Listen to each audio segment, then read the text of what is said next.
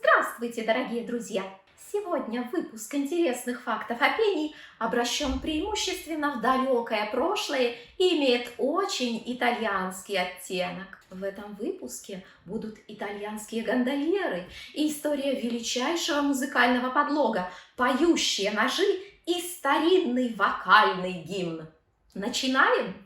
Не переключайтесь! Современные ноты и 5 линеек нотного стана, на которых они расположены, знакомы всем.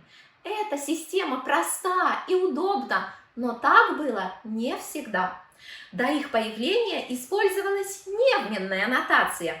В этой системе музыкальных знаков отсутствовали привычные нам линии, которые указывают высоту звука. Вместо нот использовались невмы, знаки, не имеющие долготы, но изобилующие различными пометами, которые указывали, как невмы расшифровываются.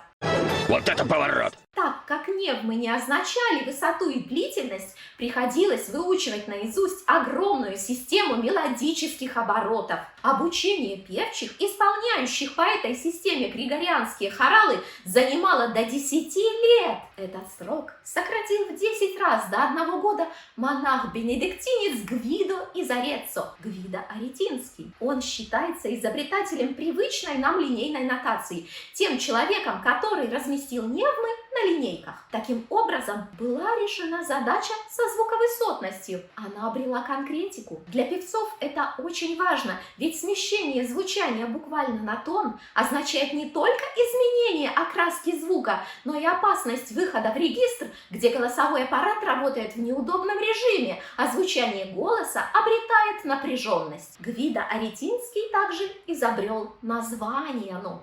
И тоже ради нужд вокального искусства. За основу Гвидо из Ареццо взял молитву Иоанну Крестителю на латинском языке. В этой молитве покровителю певчих высказывается просьба, чтобы слуги твои голосами своими смогли воспеть чудные деяния твои. Очисти грех с наших опороченных уст, о святой Иоанн. Фактически, это молитва, чтобы Иоанн Креститель даровал певцу чистое звучание голоса. Гвидо Аретинский взял из этой молитвы первые слоги каждой строки. Они и стали названиями нот. Каждая строка начиналась с новой ноты. Таким образом, возникла четкая связь между первым слогом строки, ставшим нотой, и высотой этой ноты.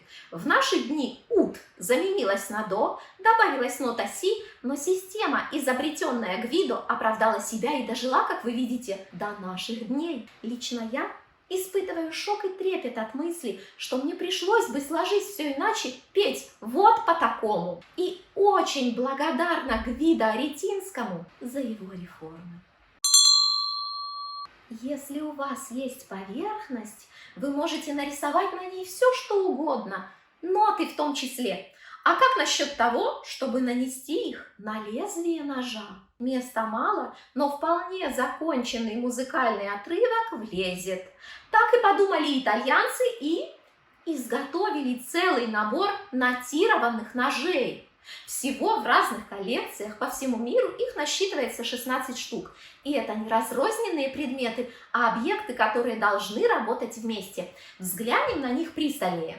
Музыкальная инструкция выгравирована на обеих сторонах лезвий. Слова на всех ножах одинаковые. С одной стороны, молитва с просьбой благословить пищу, которую произносят верующие перед едой, а с другой – молитва благодарения за дарованную трапезу. А вот мелодии, записанные квадратной нотацией, на всех ножах разные. И это значит, что если едоки одновременно пропоют написанное, получится не скучный унисон, а красивое аккордовое звучание. Энтузиасты из Кембриджа записали обе молитвы. Ссылка в описании. Ученые не знают, кому пришла эта идея с вокальными ножами, каким образом и при каких обстоятельствах они использовались. Лично я вижу большую семью, очень любящую пение, или даже целое сообщество энтузиастов, типа флорентийской камераты, которая когда-то изобрела оперу. Совершенно точно эти люди были богаты, так как этот набор музыкальных ножей очень дорогой. Посмотрите, позолота, тонкая работа. Кроме того, потенциальные пользователи ножей для пения не только умели читать, но и обладали очень специфическими знаниями, владели нотной грамотой, что указывает на высокий уровень их образования. Получается, что ножи предназначались для представителей высшего слоя общества. Кстати, у современной российской элиты на смену увлечения теннисом и самбо приходит мода на занятия академическим вокалом. И возможно, что кому-нибудь из них тоже потребуется комплект ножей для пения. Венецианские гондольеры издавна славились своими вокальными способностями. Благодаря им даже появилась гондолетта, или иначе баркарола, песенная разновидность, которая имеет умеренное течение с покачиванием за счет размера 6/8. Это примерно так. Та-та-та-та-та. Гондолетта, гондольер. Тут имеется прямая, ощутимая связь. Баркарола – это тоже довольно ясное название, ведь в переводе с итальянского «барка» – это лодка. Одна из самых знаменитых баркарол – баркарола из оперетты сказки Гофмана.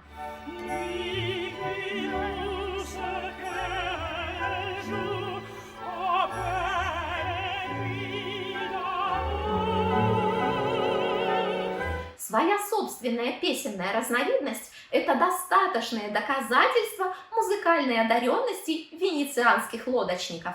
Грех ее не использовать в глобальных целях.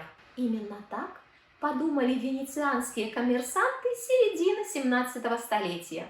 В этот период молодой жанр опера стремительно набирал популярность. В Венеции возникло больше десятка оперных театров. В этом богатом городе предприниматели решились поставить оперные спектакли на широкую коммерческую ногу и были настроены на серьезное зарабатывание денег. А для этого всегда нужна реклама. Такой рекламой и стали гондольеры. Они рассекали по всему городу и напевали мелодии из новейших постановок, а взамен получили право посещать оперу бесплатно. Конечно, не все гондольеры на самом деле музыкальны, а у современных даже есть шутка. На шляпах этих венецианских лодочников прикреплены ленты двух цветов, красные или синие. Когда их спрашивают, почему так, они отвечают, что те, которые носят красные, поют баркаролу, а синие – это те, кого Господь не наделил музыкальным слухом. Конечно, это совсем не так, и цвет ленточки зависит просто от настроения гондольера, но очень знаково, что вокальные способности представителей этой профессии вошли в историю и стали частью образа одного из самых удивительных городов на нашей планете. Вы почти наверняка слышали словосочетание «Аве Мария». «Аве Мария» – это начальные слова католической молитвы Деве Марии. Полный текст этой молитвы на латинском языке регулярно побуждает композиторов написать на него арию. Одна из самых известных и красивых пропетых Аве Марий – вот эта.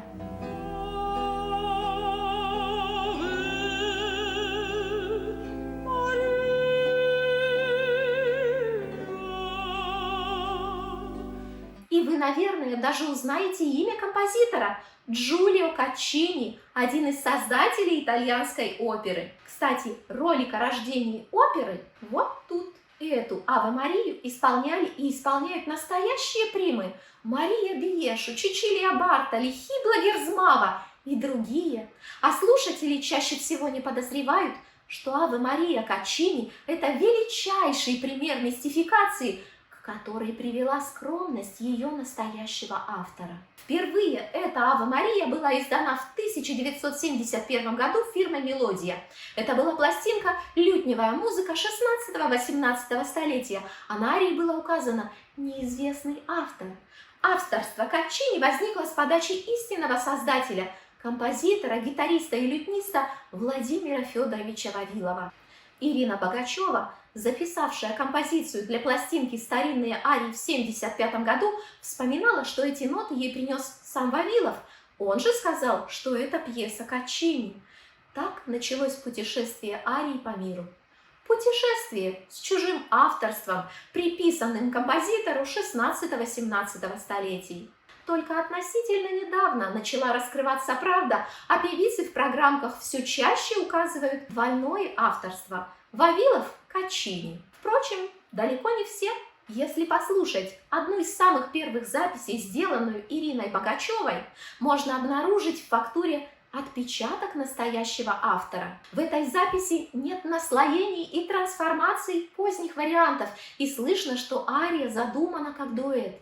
В ней партия лютни – это не фрагмент общего фонового аккомпанемента, а участница действия. Она находится на одном уровне с вокальной партией и ведет с ней постоянный трепетный диалог. Конечно, композитор писал эту лютневую партию для себя, но почему же он не открыл авторство?